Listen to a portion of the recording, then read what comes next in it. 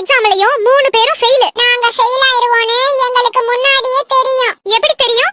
ஏனா நாங்க 3 பேருமே எக்ஸாமுக்கு படிக்கல. எவ்வளவு தைரியம்! படிக்கலன்னு என்கிட்டயே சொல்றீங்க.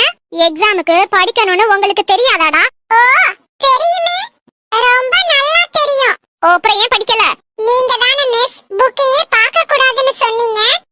நானா? எப்போ? மறந்துட்டீங்களா? Flashback. இன்னைக்கு நம்ம ப்ராஃபிட் லாஸ் பத்தி தான் பார்க்க போறோம். அடே மணி, நமச்சி, சஞ்சய், இங்க நான் பாடம் நடத்திக்கிட்டு இருக்கேன். கீழ அப்படி என்னத்த பாத்துக்கிட்டு இருக்கீங்க?